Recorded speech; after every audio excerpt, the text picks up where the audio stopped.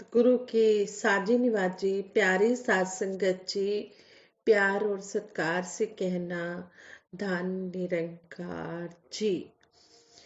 सात संगत जी, आज के विचारों का जो टॉपिक है वो है नम्रता, एक दिव्य गुण।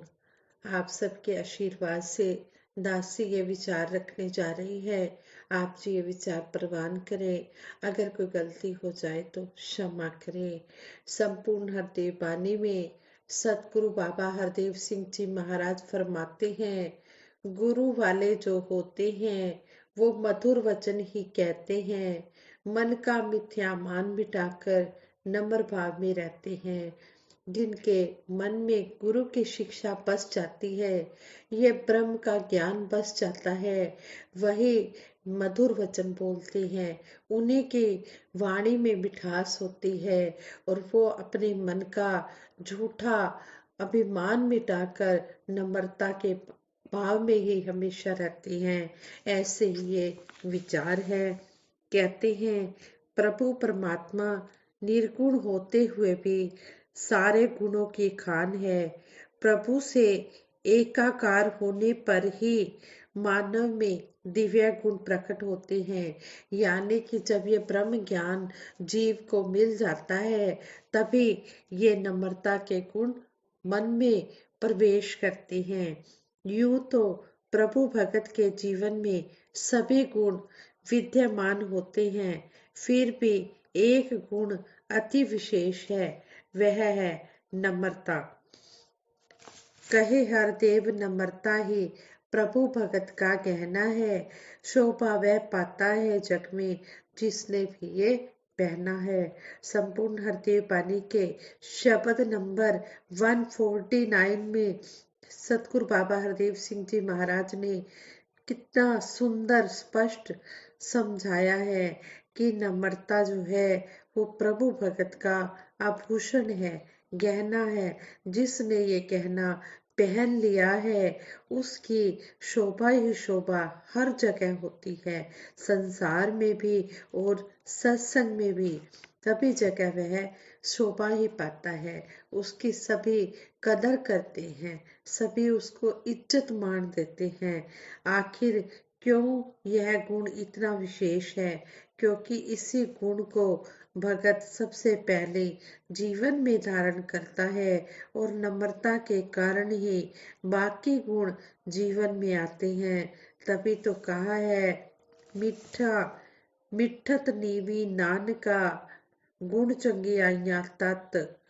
श्री गुरु ग्रंथ साहिब में कहा गया है कि जो मीठा बोलता है और नीव के रहता है, कहते हैं ये गुण जब मन में प्रवेश कर जाते हैं तो फिर हर जगह अच्छाई ही अच्छाई उसको मिलती है, क्योंकि वो नम्र भाव में सबके मन को जीत लेता है।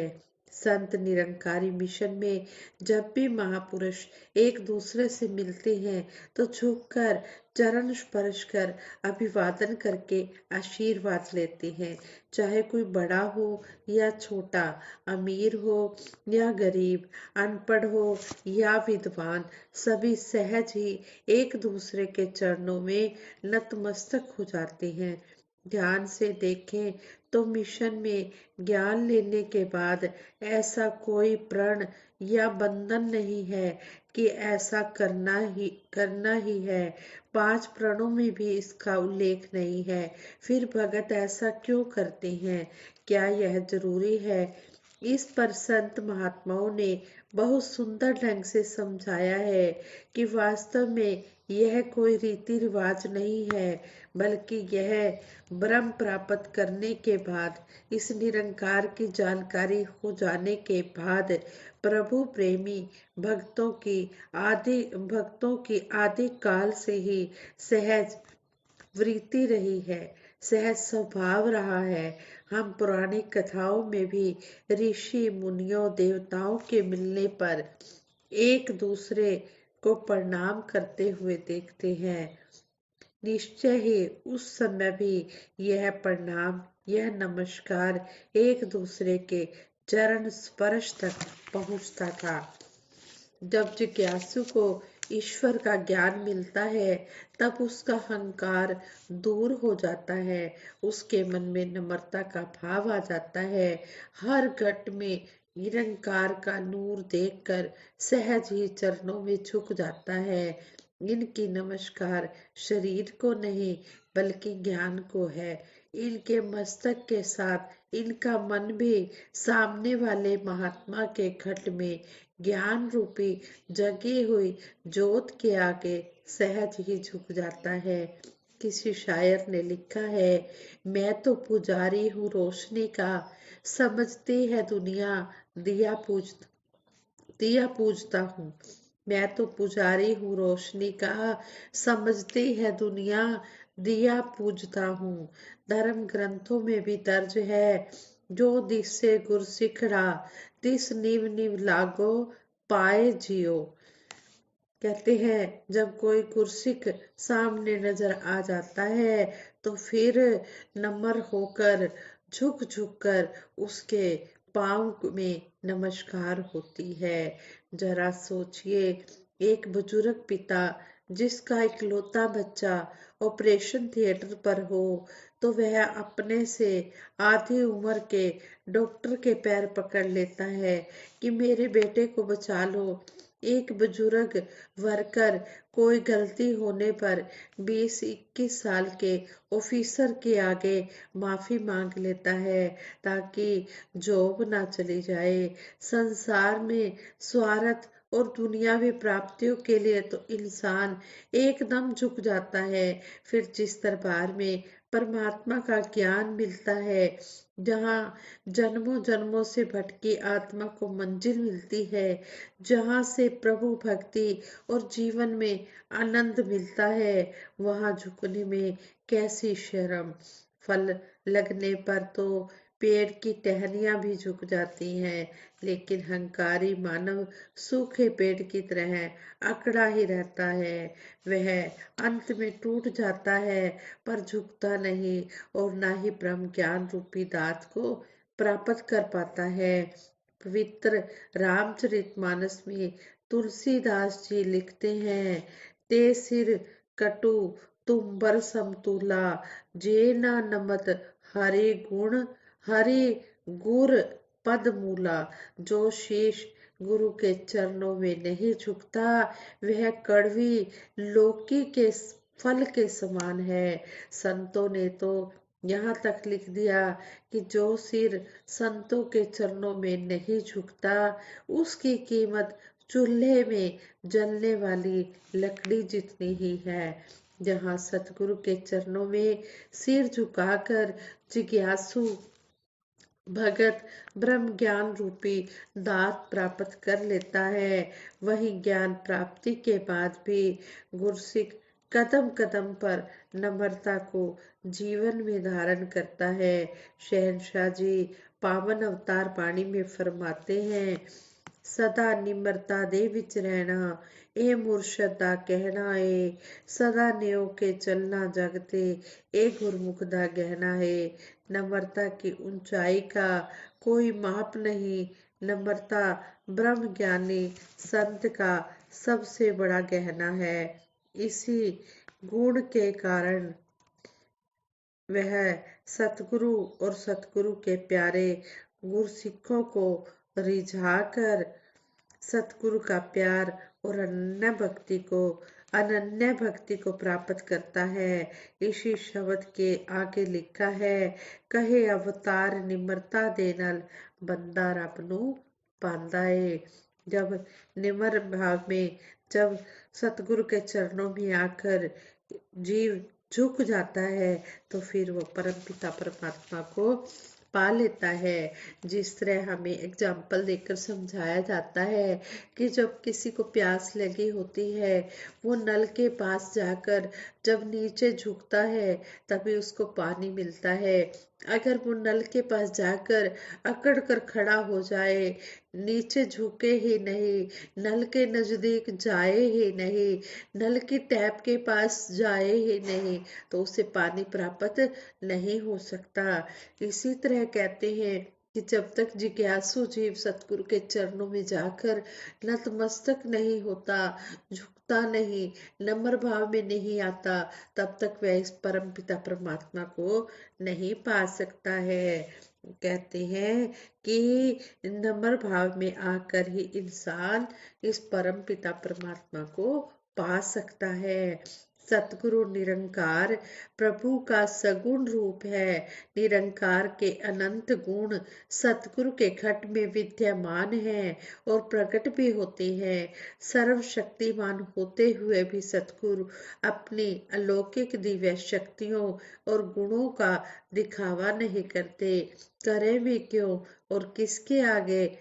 उस रचना के आगे जिसे स्वयं अपनी माया के अंश मात्र से प्रभु ने रचा है, जिनके एक इशारे मात्र से कोटि ब्रह्मांड बनते हैं।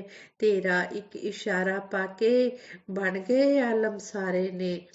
गोस्वामी तुलसीदास जी भी लिखते हैं, उमा राम की भ्रिकुटी बिलासा होय विश्व पुनि पावहि नासा। प्रभु के मात्र भों के इशारे से संसार पैदा होता है, लेकिन समर्थ सतगुरु नर्तन की मर्यादा में रहते हुए एक पूर्ण गृहस्थ मानव की तरह विचरते हैं और अपने निर्गुण अविनाशी रूप को केवल ब्रह्म ज्ञानी भगत के आगे प्रकट करते हैं। संसार उन्हें अपने जैसा मानव समझकर भूल कर बैठता है। सतगुरु की पहचान ब्रह्म ज्ञान तो है ही, लेकिन नम्रता एक ऐसा गुण है जिसे सतगुरु भी छिपा नहीं पाते। सर्वशक्तिमान होते हुए भी सतगुरु संसार में सबसे विनम्र मानव होते हैं। रामचरितमानस में प्रभु श्री राम परशुराम जी के क्रोधित होने पर यही कहते हैं कि नाथ शंभुधन भंजनहारा होई ही को एक दास तुम्हारा। वनवास से लौटने पर भगवान श्री राम जी के कई माता के चरण छूने के साथ साथ मंत्रा को भी गले लगाते हैं। द्वापर में युधिष्ठिर के राजसु यज्ञ में प्रभु झूठी पतले उठाते हैं, सुदामा के चरण धोते हैं। महात्मा भृगु के लात मारने पर श्री हरि उनके चरण दबाते हैं और कहते हैं कि मेरी वज्र सी कठोर छाती से आपके कोमल चरणों में चोट लगी होगी। एक बार युग प्रवर्तक बाबा गुरबचन सिंह जी महाराज आईने के आगे अपनी पगड़ी ठीक कर रहे थे और कुछ गुनगुना रहे थे। सेवादार महात्मा ने सुना जो तो गीत के बोल थे, मिट्टी मिट्टी विच भर दे ऐना प्यार, करा तेरे संतां दा सत्कार। सतगुरु बाबा हरदेव सिंह जी महाराज का जीवन भी हम सब ने देखा है कि कितनी विनम्रता थी उनमें।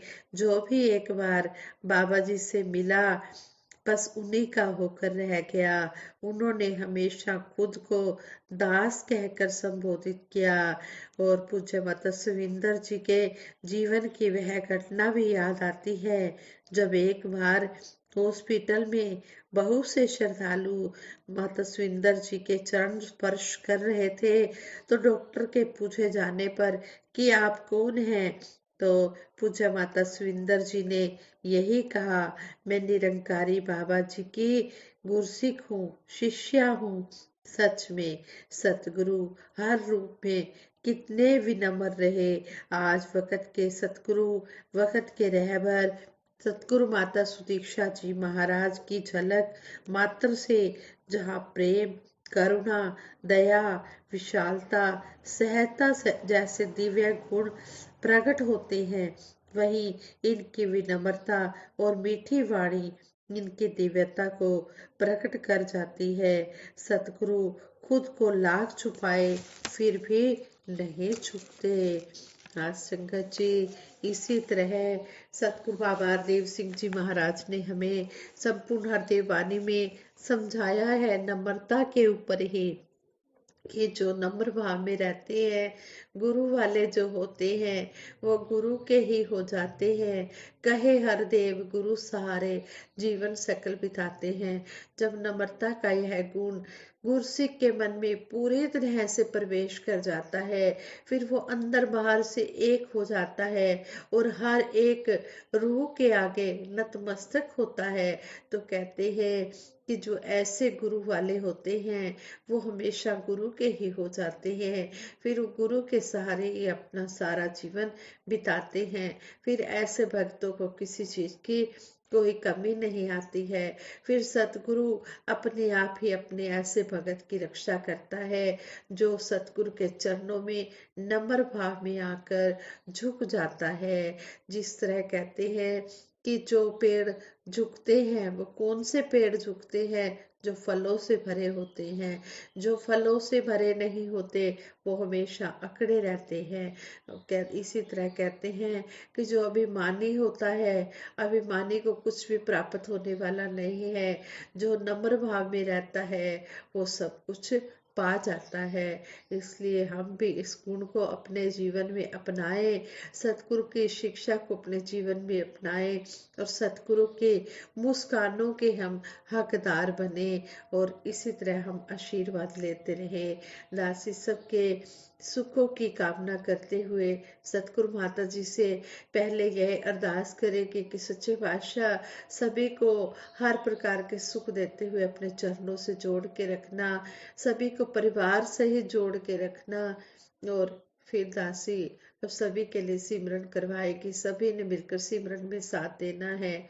तू ही निरंकार मैं तेरी शरण हाँ, मैनू बख्श लो।